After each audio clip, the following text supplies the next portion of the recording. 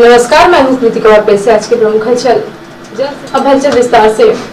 1 मई 2022 मजदूर दिवस के अवसर पर कौशल विकास एवं उद्यमशीलता मंत्रालय भारत सरकार द्वारा संचालित जल शिक्षण संस्थान के प्रशिक्षण केंद्र रामगढ़ में कार्यक्रम का आयोजन किया गया।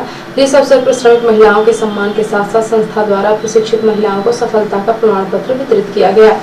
कार्यक्रम में मुख्य अतिथि के रूप में उपस्थित संस्थान के निदेशक जय सिंह द्वारा श्रमिक महिलाओं के सम्मान के अवसर पर अपने उद्बोधन में श्रमिक दिवस के महत्व एवं इसके आयोजन की पृष्ठभूमि पर विस्तार पूर्वक चर्चा की गई। साथ ही श्रमिकों के हित हेतु निर्मित कानून तथा कुशल एवं अकुशल मजदूरों के बीच मूलभूत अंतर पर प्रकाश डालते हुए प्रत्येक श्रमिक को किसी न किसी विधा में पारंगत होने हेतु आह्वान किया गया ताकि उनके आय के संसाधनों में वृद्धि हो सके। विशिष्ट अतिथि के रूप में कार्यक्रम में उपस्थित वरिष्ठ लेखाकार राकेश सिंह, हेडगवार सरपंच अरुण सेन, समाजसेवी जितेंद्र सिंह बघेल ने अपने सारगर्भित उद्बोधन से उपस्थित प्रतिभागियों को श्रमिक दिवस के आयोजन तथा इसके इतिहास एवं वर्तमान समय में इसके द्वारा मजदूरों के हितों की रक्षा हेतु उठाए गए कदमों के संबंध में चर्चा की गई। सभी अतिथियों द्वारा उपस्थित प्रतिभागियों को श्रमिक दिवस की हार्दिक बधाई देते हुए उन्हें अकुशल से कुशल बनाए जाने हेतु संस्थान द्वारा किए गए प्रयासों की सराहना की गई। कार्यक्रम का संचालन कर रहे कार्यक्रम अधिकारी ब्रिजेंद्र सिंह द्वारा उपस्थित महिला श्रमिकों का सम्मान करते हुए उन्हें क्षेत्र की मांग एवं आवश्यकता के अनुरूप प्रशिक्षण प्राप्त कर अपना खुद का रोजगार स्थापित करने हेतु अपील की गई ताकि वे भी अपने घर की आवश्यकताओं के प्रतिपूर्ति में अपनी प्रमुख भूमिका का निर्वहन कर सके। श्रमिक दिवस से इस सफल आयोजन प्रशिक्षण में केंद्र पर लगभग 40 महिलाओं एवं प्रशिक्षणार्थियों की उपस्थिति सराहनीय रही। साथ ही संस्थान के क्षेत्र सहायक शोभा सिंह, रामचंद्र साकेत, अनुदेशक रेखा विश्वकर्मा, मीना सिंह, शोभनाथ साहू आदि की सक्रिय भूमिका रही। आगामी मंगलवार को ईद उल फितर त्योहार के दृष्टिगत कलेक्टर मुजीबुर रहमान खान तथा वरिष्ठ पुलिस अधीक्षक मुकेश कुमार श्रीवास्तव द्वारा सीधी शहर स्थित ईदगाह तथा मस्जिद का भ्रमण किया गया। इसके साथ ही उन्होंने सिहावल, हिनौती, मेढौली आदि स्थानों का भी भ्रमण किया तथा स्थानीय जनप्रतिनिधियों एवं ग्रामवासियों से संवाद किया। उन्होंने शांतिपूर्वक एवं सामाजिक सौहार्द के वातावरण में त्योहार मनाए जाने हेतु आवश्यक व्यवस्थाएं सुनिश्चित करने के निर्देश दिए हैं। कलेक्टर तथा पुलिस अधीक्षक द्वारा कानून एवं व्यवस्था के दृष्टिगत तथा यातायात व्यवस्था के सुचारू संचालन के लिए संबंधित अधिकारियों को आवश्यक तैयारियां रखने के निर्देश दिए गए हैं। कलेक्टर एवं पुलिस अधीक्षक ने कहा कि त्योहारों को दृष्टिगत रखते हुए पूर्व की भांति सभी आवश्यक व्यवस्थाएं सुनिश्चित किए जाएं। कानून एवं व्यवस्था के दृष्टिगत कार्यपालिक मजिस्ट्रेट तथा पर्याप्त पुलिस बल की तैनाती की जाए। इसके साथ ही नगर पालिका अधिकारी एवं संबंधित ग्राम पंचायतों को स्थल की साफ सफाई, पेयजल एवं छाया की व्यवस्था रखने के निर्देश दिए गए हैं। उन्होंने 1 दिवस पूर्व से ही सभी आवश्यक तैयारियां करने के निर्देश दिए हैं। धार्मिक स्थल के पास तक निर्बाध आवागमन सुनिश्चित करने हेतु आवश्यक कार्यवाही करने के निर्देश दिए गए हैं। कलेक्टर तथा पुलिस अधीक्षक द्वारा जिले वासियों से अपील की गई है कि आपसी भाईचारे और सौहार्दपूर्ण वातावरण के त्योहारों को मनाएं। त्योहारों को मनाते समय इस बात का विशेष ध्यान रखें कि कानून एवं व्यवस्था की स्थिति निर्मित नहीं हो। उन्होंने अपील की है कि जिले में शांति और सद्भावना को बनाए रखें तथा प्रशासन का सहयोग करें। भ्रमण के दौरान उपखंड अधिकारी सिहावल नीलांबर मिश्र, तहसीलदार गोवर्धना शौर्य मिश्र, नगर पालिका अधिकारी कमला कोल सहित संबंधित विभागीय अधिकारी उपस्थित रहे। सीधी जिले में विगत कई दिनों से पड़ रही भीषण गर्मी के बाद आज मौसम ने अचानक करवट बदल दी और देखते ही देखते जोरदार बारिश शुरू हो गई। बारिश के साथ चने के आकार के पत्थर भी पड़े, जिससे मौसम के गर्म मिजाज से लोगों को काफी हद तक राहत मिल गई। लेकिन अचानक बेमौसम हुई बरसात ने किसानों के लिए परेशानी बढ़ा दी और उनकी खेत खलिहान में रखी हुई फसल खराब होने की संभावना बढ़ गई, जिसको लेकर किसानों में चिंता व्याप्त है। वहीं बेमौसम हुई बरसात ने किसानों की चिंता बढ़ा दी। अब देखना है कि आने वाले कुछ दिनों में मौसम किस करवट बैठता है।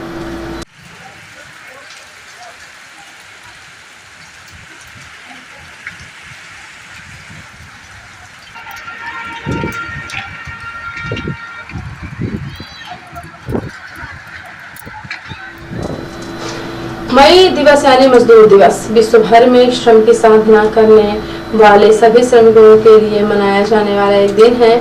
उन सभी के लिए जो हाड़ तोड़ मेहनत कर अपने खून पसीने से भरते हैं निर्माण का रंग, जो बनाते हैं कल कारखाने, सड़कें, रेलगाड़ी के ट्रैक, बांध, नहरें और वो सब जिससे हमारी रोजमर्रा की जिंदगी आसान होती है। मजदूर ना हो तो दुनिया मजबूर हो सकती है। यही वो हैं जो हमें देते हैं अपने श्रम से सहूलियतें। हमारे घर से लेकर खेत तक, रेलों से लेकर मीलों दूर तक पाए जाने वाले हर श्रमिक के संगठित होने और अपनी बेहतरी के लिए आवाज बुलंद करने का दिन महात्मा गांधी नरेगा जहां श्रमिकों को 1 और 100 दिवस का निश्चित रोजगार उपलब्ध कराने की गारंटी देता है, वहीं एक वित्त वर्ष में 100 दिवस का रोजगार पाने वाले श्रमिक परिवार के किसी भी वयस्क सदस्य को उसकी इच्छा अनुसार कुशल श्रमिक का प्रशिक्षण भी दिलाता है। प्रोजेक्ट उन्नति के माध्यम से दीनदयाल उपाध्याय कौशल योजना कृषि विभाग और कृषि विज्ञान केंद्र RCT में श्रमिकों को कारपेंटर, बिजली मिस्त्री, सिलाई, जैविक खाद्य उत्पाद, राजमिस्त्री जैसे कार्यों का प्रशिक्षण दिलाया जाता है, जिससे श्रमिकों का क्षमतावर्धन होता है और वह स्थायी आजीविका बना लेता है।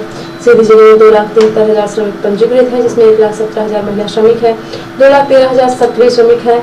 गत वित्त वर्ष में जिले में श्रमिकों को 54 लाख मानव दिवस सृजित कर रोजगार उपलब्ध कराया गया, जिसमें मजदूरी में 58 करोड़ रुपए का व्यय किया गया। इस कार्य में खेत, तालाब, मेड़ बंधान, भूमि संतलीकरण, फलोद्यान, बागवानी, पशु शेड, बकरी शेड, सूअर से देसी कबीरधारा को जैसी हितग्राही मूलक योजना है, जिसमें सामान्य से प्रक्रिया और दस्तावेज अपने ग्राम पंचायत के सचिव और रोजगार सहायक को देकर योजना का लाभ लिया जा सकता है। सुदूर सड़क, अप्रोच रोड, निर्मल, तालाब, डबरी निर्माण, नहर निर्माण, सामुदायिक वृक्षारोपण, मंदिर, कुंज मंदिर, सरोवर, बोल्डर, चेक डैम, नर्सरी निर्माण, देवारण योजना, गौशाला, चारागाह निर्माण, वनीकरण जैसे सामुदायिक कार्यों के माध्यम से श्रमिकों को बड़े स्तर पर रोजगार दिया जाता है। जिले में योजना प्रारंभ से अब तक 1,24,000 से अधिक हितग्राही मूलक और सामुदायिक कार्य प्रारंभ कर श्रमिकों को कार्य दिया गया है। भारतीय जनता पार्टी द्वारा जिले के सभी 15 मंडलों में 30 अप्रैल 1 मई को भाजपा जिलाध्यक्ष इंद्र शरण सिंह चौहान के नेतृत्व में कुशाभाऊ ठाकरे जन्म शताब्दी वर्ष के अंतर्गत त्रिदेव बूथ अध्यक्ष, महामंत्री एवं BLA प्रशिक्षण वर्ग आयोजित किया गया। त्रिदेव को विचार और कार्य पद्धति, हमारा व्यवहार एवं बूथ के करनी काल, इन विषयों पर प्रशिक्षण दिया गया। प्रशिक्षण वर्ग में डिजिटल बूथों को अपडेट करने के साथ संगठन ऐप के बारे में ऐप संचालकों और साइबर योद्धाओं को प्रशिक्षण दिया गया। मंडल स्तर पर हो रहे प्रशिक्षण वर्ग को पार्टी के वरिष्ठ नेताओं ने संबोधित किया गया। सिद्धिनगर मंडल सिमरिया, चुल्हरामपुर, नैकिंग, खड्डी, बरम बाबा, मड़वाद, कुसमी, बहरी, कुचवाही, सोनवर्षा, सिहावर में प्रशिक्षण संपन्न हुआ। प्रशिक्षण में 3 सत्र हुए। प्रथम सत्र में हमारी कार्य पद्धति एवं विचार, द्वितीय सत्र में हमारा व्यवहार, तृतीय सत्र में बूथ के करनी कार्यों पर चर्चा हुई। प्रशिक्षण में भाजपा जिलाध्यक्ष इंद्र शरण सिंह चौहान ने संबोधित करते हुए कहा कि हमारे राष्ट्रीय नेतृत्व के निर्देश पर हम प्रत्येक बूथ को डिजिटल बना रहे हैं। उनका फिजिकल वेरिफिकेशन कर बूथ को सामाजिक समरसता के अनुरूप समाज के सभी वर्गों का प्रतिनिधित्व करना है, तो हमारे कार्यकर्ता इस संकल्प को पूरा करने में जुट जाते हैं। बूथ विस्तारक अभियान की ऐतिहासिक सफलता इसका प्रत्यक्ष प्रमाण है। भाजपा प्रदेश कार्य समिति के सदस्य डॉक्टर राजेश मिश्र ने कहा कि बूथ के कार्यकर्ताओं को पार्टी ने भगवान का दर्जा दिया है। भाजपा संगठन स्तर पर लगातार कार्यकर्ताओं को कार्यक्रम एवं प्रशिक्षण के माध्यम से तैयार करती रहती है। नए कार्यकर्ताओं का पार्टी में प्रशिक्षण के माध्यम से कार्य पद्धति को समझना, पार्टी के कार्यक्रम में बढ़ चढ़ कर हिस्सा लेना, अंतिम छोर के व्यक्ति को लाभान्वित करते हुए मुख्य धारा में लाना, यही भारतीय जनता पार्टी की कार्य पद्धति एवं रीति नीति है। इस अवसर पर सैकड़ों कार्यकर्ता पदाधिकारी उपस्थित रहे। रिपोर्टर हिमानी रौतेला ने बताया कि केंद्रीय रक्षा एवं पर्यटन राज्य मंत्री अजय भट्ट ने राज्य के स्वास्थ्य मंत्री धनेश सिंह रावत को पत्र लिखकर राज्य में 50 बेड तक के अस्पतालों को क्लिनिक एस्टेब्लिश एक्ट के तहत छूट दिए जाने पर यथाशीघ्र कैबिनेट में प्रस्ताव लाने को कहा है। श्री भट्ट ने कहा है कि पड़ोसी राज्य उत्तर प्रदेश और बिहार सरकार भी सैद्धांतिक रूप से छूट देने में सहमत हो गए हैं। केंद्रीय रक्षा एवं पर्यटन राज्य मंत्री अजय भट्ट ने स्वास्थ्य मंत्री धनेश सिंह रावत को पत्र लिखकर कहा है कि उत्तराखंड में क्लिनिकल अवस्थापना अधिनियम 2020 लागू है और इस अधिनियम के तहत प्रदेश के सभी निजी क्लिनिक और अस्पतालों एवं लैब ने अस्थायी रूप से पंजीकरण करा लिया है। वर्तमान में पड़ोसी राज्यों जैसे पंजाब व हरियाणा में भी उपरोक्त अधिनियम 50 बेड से ऊपर वाले अस्पतालों में लागू किया गया है। इसके अलावा उत्तर प्रदेश एवं बिहार ने भी 50 बेड के अस्पतालों को इस अधिनियम से मुक्त रखने का मन बना लिया है। इसके तहत उत्तर प्रदेश और बिहार सरकार ने सभी सैद्धांतिक रूप से सहमति हुई है। भट्ट ने पत्र के माध्यम से अवगत कराया कि आपसे हुई दूरभाष पर वार्ता के अनुसार पूर्व में भी IMA के पदाधिकारियों को बतौर स्वास्थ्य मंत्री आपके द्वारा आश्वस्त किया गया है कि राज्य के छोटे अस्पतालों को क्लिनिकल एस्टेब्लिशमेंट एक्ट में छूट दी जाएगी और शीघ्र ही यह प्रस्ताव कैबिनेट में लाया जाएगा। परंतु वर्तमान में कोविड-19 एवं विधानसभा चुनाव होने के कारण इस पर कोई कार्यवाही नहीं हो सकी। श्री भट्ट ने कहा कि उन्हें आशा है कि जल्द यथासंभव एक्ट पर सरकार द्वारा निर्णय दे दिया जाएगा, क्योंकि सभी चिकित्सक इस मुद्दे पर जल्द ही फैसला करने का अनुरोध कर रहे हैं, जो कि न्यायोचित भी है। श्री भट्ट ने पत्र के माध्यम से स्वास्थ्य मंत्री को अवगत कराया है कि इस प्रकरण को शीघ्र कैबिनेट में लाकर उत्तराखंड अवस्थापना अधिनियम 2010 के कड़े प्रावधानों में छूट दी जाए, जिससे पर्वतीय क्षेत्रों में विषम भौगोलिक परिस्थितियों को दृष्टिगत रखते हुए इस पर निर्णय लेना आवश्यक हो गया है।